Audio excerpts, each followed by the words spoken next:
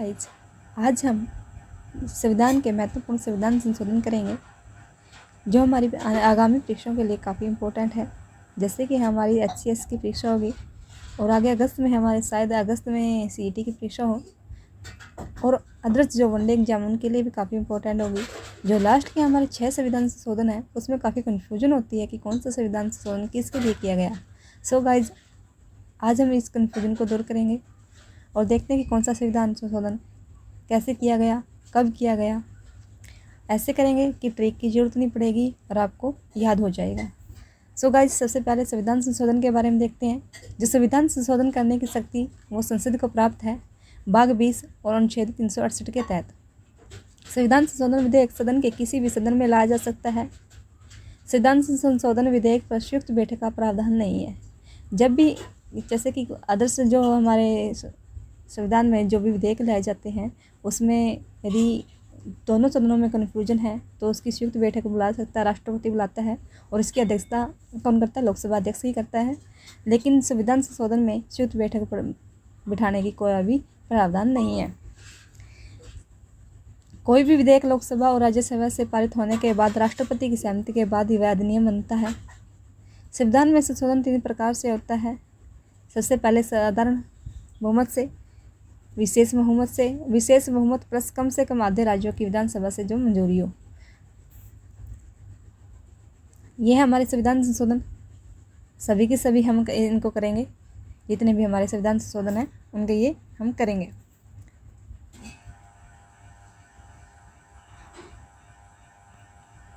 सबसे पहले 100वां संविधान संशोधन 2016 2015 को लाया गया था और ये हमारे बीच में 2015 में इसको लाया गया था।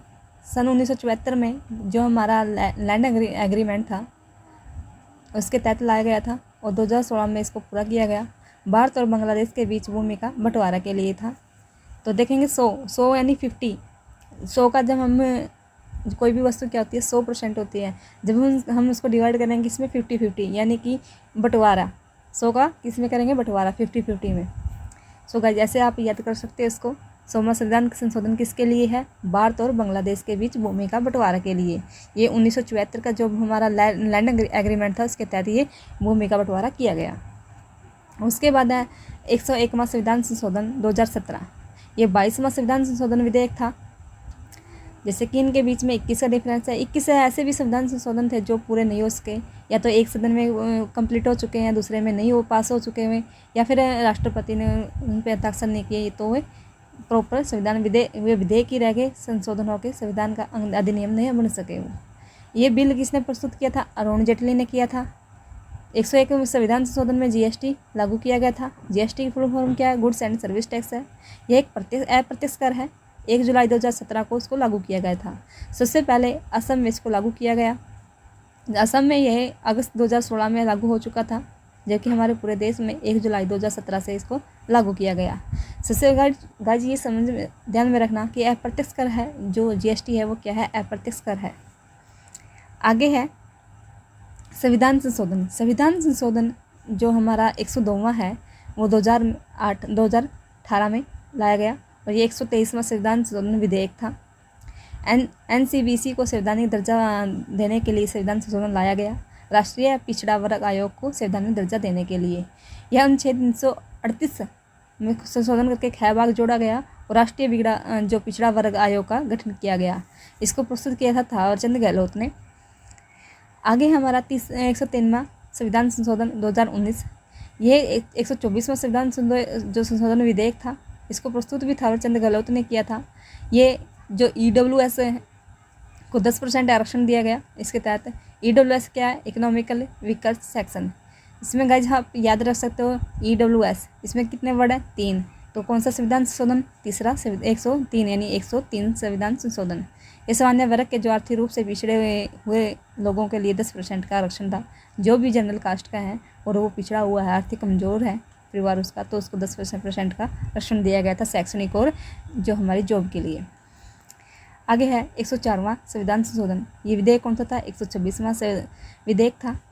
लोकसभा और राज्यसभा विधानसभा में एससी और एसटी के समुदाय के आरक्षण को 70 वर्ष से 80 वर्ष किया गया। यानी कि 1950 में जो हमारा जब लोकसभा और राज्यसभा में एसटी और जो एससी थे और एसटी को उनको आरक्षण दिया गया था 1950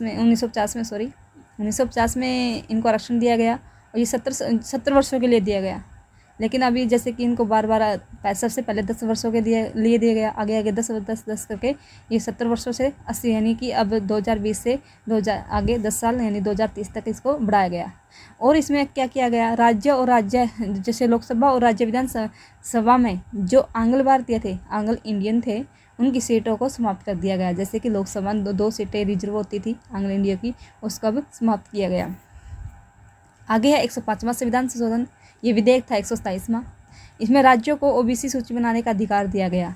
जैसे कि पहले ओबीसी सूची में केंद्र निर्णय लेता था कि कौन सी जाति ओबीसी के अंदर आएगी, कौन सी नहीं आएगी, लेकिन 105वां संविधान संशोधन के तहत इसको ये अधिकार राज्यों को दे दिया गया।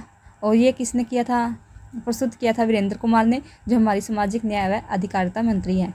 सो गाइस, यदि आपको वीडियो अच्छी लगी है तो लाइक करें, शेयर करें और चैनल को सब्सक्राइब कीजिए ताकि आने वाली वीडियो की जानकारी आपको जल्दी मिल सके। Thank you.